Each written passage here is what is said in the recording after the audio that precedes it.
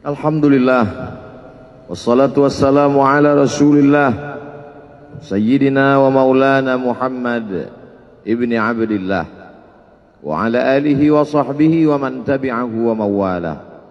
Ashhadu an la ilaha illallah wahdahu la syarika lah wa ashhadu anna sayyidana Muhammadan abduhu wa rasuluhu la nabiyya ba'dah. Allahumma salli ala sayyidina Muhammadin nabiyil ummi wa ala alihi wa sahbihi wa barik wa sallim. Qala Allah Ta'ala fil Qur'anil azim wa huwa asdaqul qailin. A'udzu billahi minasy syaithanir rajim. Ya ayyuhalladzina amanu taqullaha haqqa tuqatih wa la tamutunna illa wa antum muslimun. Wa qala ta'ala fi ayatin ukhra. Ya ayyuhalladzina amanu taqullaha wa qulu qawlan sadida yuslih lakum a'malakum wa yaghfir lakum dhunubakum wa man yuti'illaha wa rasulahu faqad faza fawzan 'azima. Ibadallah, usikum wa nafsi bitaqwallahi wa ta'atihi faqad fazal muttaqun. Hadirin jamaah Jumat yang dimuliakan Allah Subhanahu wa taala. Semua orang senang melihatnya karena dia bersih, karena dia rupawan, karena dia sopan dan santun, karena ayahnya meninggal dan ibunya juga sudah lama meninggalkannya. Orang kasihan melihatnya. Maka karena kesenangan hati mereka, mereka sendiri yang memberikan gelar untuknya yang belum pernah mereka berikan kepada orang sebelum dia. Gelar itu bernama Al-Amin, orang yang layak menerima amanah. Amin diambil dari 3 huruf, alif, mim, nun. Dari kata alif, mim, nun muncullah kata amanah. Orang yang mampu menerima amanah disebut Al-Amin. Kita mengatakannya jujur. Lawan daripada amanah adalah khianah. Al-Khain, pengkhianat. Dia tidak berkhianat. Dia adalah seorang yang mampu mengemban amanah dan terpercaya. Maka semua orang percaya kepada dia. Dari alif, mim, nun. Juga akar yang sama dengan iman, akar kata yang sama dengan iman, maka iman berarti percaya. Dia adalah orang yang dipercaya karena memang dia mampu mengemban amanah. Kapan kebencian itu datang? Kebencian itu datang ketika dia naik ke atas bukit Safa dan dia berkata kepada semua penduduk Makkah, seandainya aku katakan di balik bukit Jabal Abi Qubais yang besar, gagah, perkasa, tinggi, menjulang ini ada pasukan musuh yang akan menyerang kita, apakah kalian percaya? Semua mereka berkata, shadaqnaka, kami percaya karena memang kami menggelar engkau orang yang dapat dipercaya. Seandainya aku katakan bahwa ada pasukan musuh yang akan meluluh lantakkan, menghantam, membunuh kita, apakah kalian percaya? Mereka menjawab, shadaqnaka, kami percaya. Seandainya aku katakan bahwa aku menerima wahyu dari Allah dan aku diperintahkan Allah untuk mengabarkan kepada kalian yang baik-baik akan masuk surga, yang jahat-jahat akan masuk neraka, percayakah kalian? Disitulah perlawanan datang, bukan dari orang lain, bukan dari musuh, bukan dari lawan.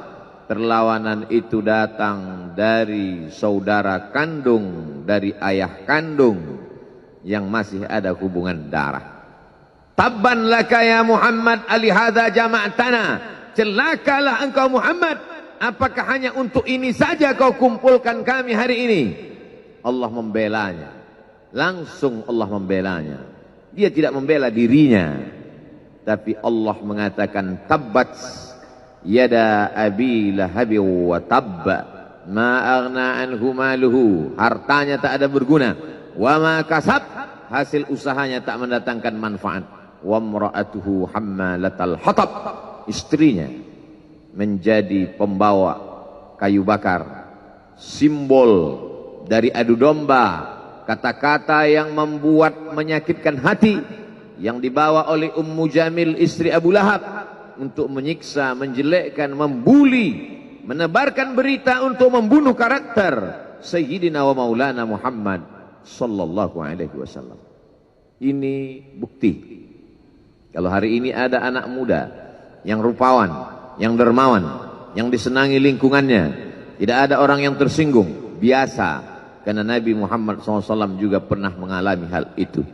Tapi begitu kau katakan, aku tadi malam bermimpi bahwa aku mesti hijrah, meninggalkan komunitas peminum khamar, meninggalkan geng kita yang selama ini bicara tentang yang haram, maka disitulah mereka akan berkata, apakah hanya untuk ini saja kita berteman selama ini?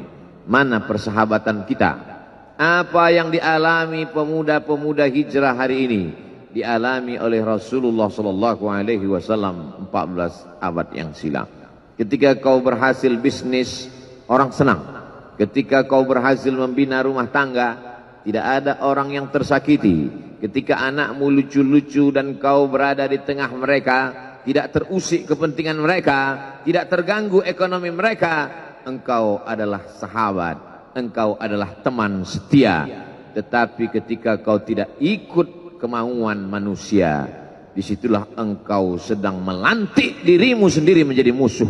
Maka Allah kuatkan hatimu. Wa in tuti' aktsara man fil ardi, kalau kau ikut kebanyakan orang di atas muka bumi, yudilluka an sabilillah, mereka hanya akan menyesatkan engkau dari jalan Allah Subhanahu wa taala. Tapi api itu tidak pernah padam. Kalau dia padam, maka berakhirlah dakwah Islam.